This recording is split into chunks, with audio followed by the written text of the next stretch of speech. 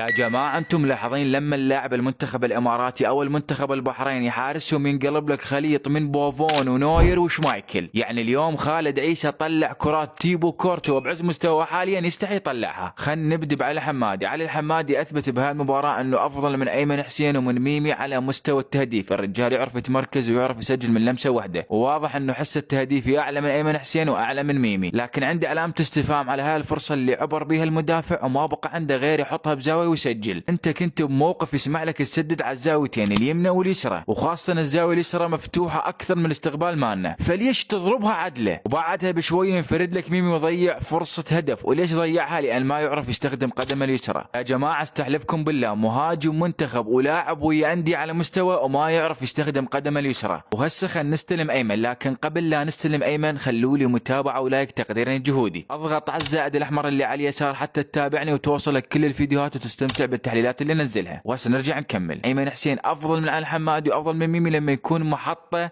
يستند عليها الفريق. مثل ما تشوفون نزل كرة عالية وحولها خطرة الماركو فرج وكاد ان ياتي منها هدف لولا انه خالد عيسى انفعل هكر. وصح ان المنتخب العراقي بهالمباراة قدم اداء جيد على غير العادة، لكن اكو اخطاء لازم تتصلح، وخصوصا خط الدفاع. بصراحة خط الدفاع تكتيكيا ضعيف، مو مستقر ومو مترابط، واكو مساحات تطبق بيها تريله. يعني مثل ما تشوفون بهالكرة اللاعب استلم من منطقة الجزاء بدون رقابة، بدون لا احد يحكي وياه، وكانما مستلم بنص الملعب. وحتى على مستوى الكرات العالية العراق كان سيء جدا. واذا لاحظت المنتخب الاماراتي بعد ما شاف المنتخب العراقي سيء جدا بالكرات العالية بدا يلعب كرات عالية بكثافة، وقدر يسجل الهدف الاول وقدر يخطرهم بهواي كرات، وحتى سجل الهدف الثاني لكن طلع تسلل. بنهاية الفيديو اريد اقول لك انت عندك لاعبين يلعبون على الاجنحة اليمين واليسار لكن الان ما موجودين بالمنتخب العراقي. يعني تخيل لو اليوم موجود دانيلو السعيد ومكان علي جاسم اللي بس يحنكش ويركض بدون اي معنى، وعلى الجهة اليمين موجود منتظر اللي يقولون انه مصاب. هذول اللاعبين اذا صاروا لك اجنحة منتخبك العراقي راح يقوم يهاجم من جهة الاطراف بشكل مرعب. كلام الاخير الاقرهام والاتحاد العراقي، اذا تيجي تنافس على كل البطولات لازم تنزل بافضل ما عندك، وحط لي 100 خط تحت افضل ما عندك. يعني اذا نزلت افضل ما عندك راح تسوي اسلوب وتسوي تكتيك وتفرضه على الخصم، ومن تفرضه على الخصم راح تقوم بتنافس تاخذ بطولات. فسؤالي لك بهذا الفيديو، انت تشوف من افضل لاعب اليوم بالمنتخب العراقي، وكم تقيم اداء منتخبنا العراقي بهاي المباراة عندما تحسن؟ اكتب لي بالتعليقات حتى نتناقش، ولا تنسى المتابعة واللايك وعدت النشر. في امان الله وحفظه.